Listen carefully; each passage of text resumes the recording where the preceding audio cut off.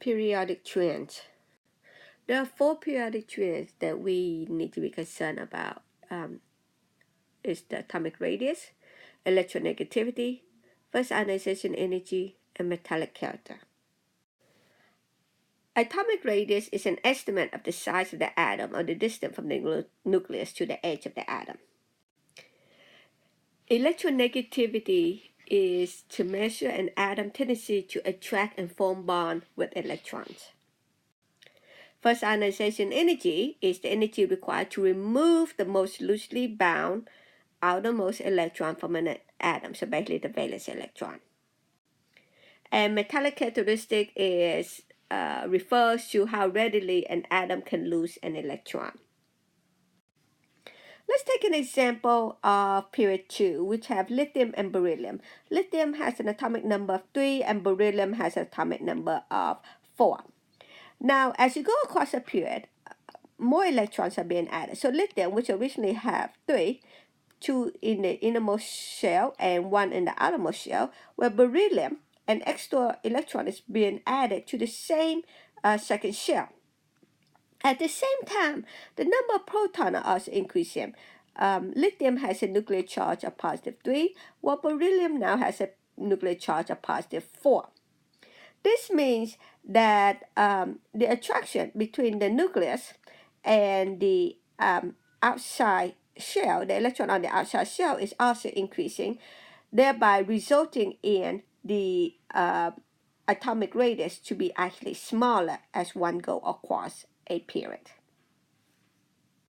As the atomic number increases across the period, the attraction between the nucleus and the valence electron increases, thus making the electronegativity increase. In other words, as the number of valence electrons increases, the atom wants to complete what we call the octet rule. And in the octet rule, the atom is trying to complete the shell in such that it has 8 valence electrons on the outside. Since beryllium has 2 valence electrons and lithium only has 1, lithium will have a lower electronegativity than beryllium.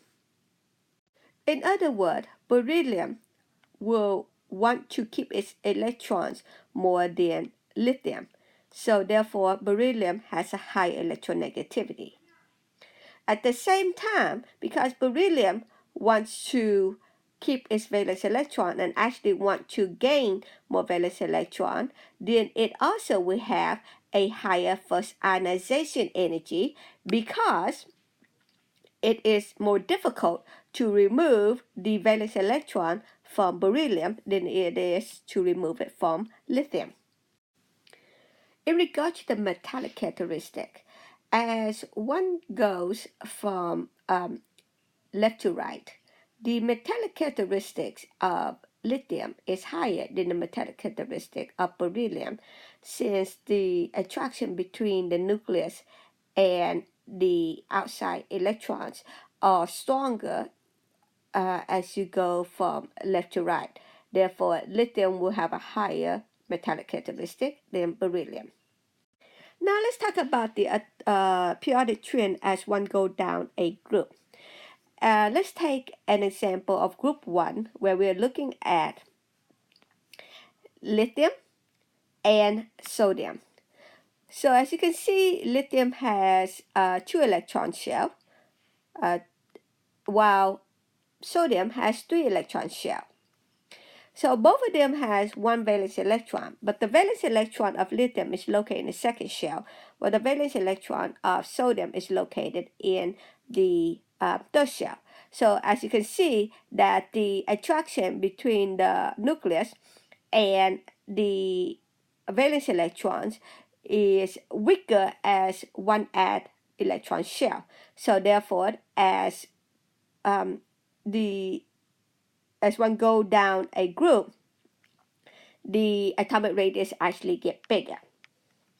Similarly, because the atomic radius is getting bigger, the attraction between the valence electrons and the nucleus is actually decreasing because the valence electron of is further away from the nucleus.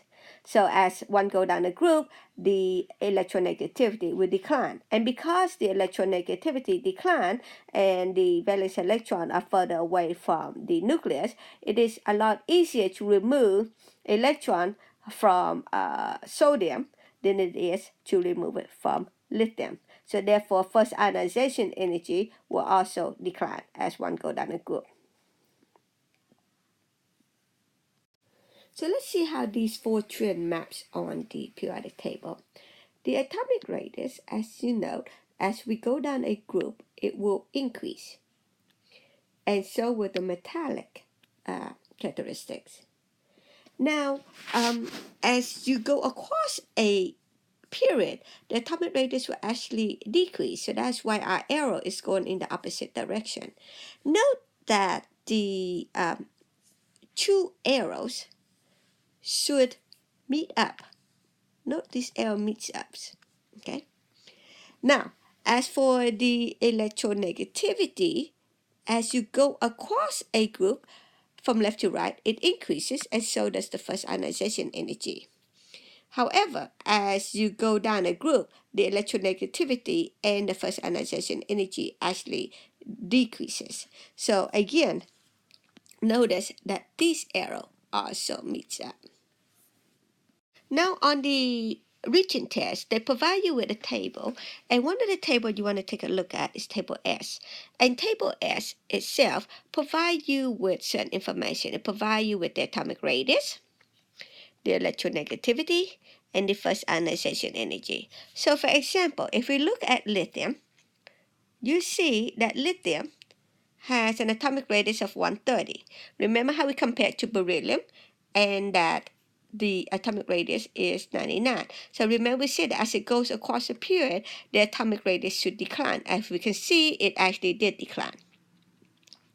Now, we say that the electronegativity will increase as you go across the period, and it did. It go from 1 to 1.6, and the first ionization energy should increase. It go from 520 to 900. Likewise, as you go down a group, we can compare lithium to sodium here. And you see that lithium has an atomic radius of 130, while sodium has an atomic radius of 160. So it's actually got bigger.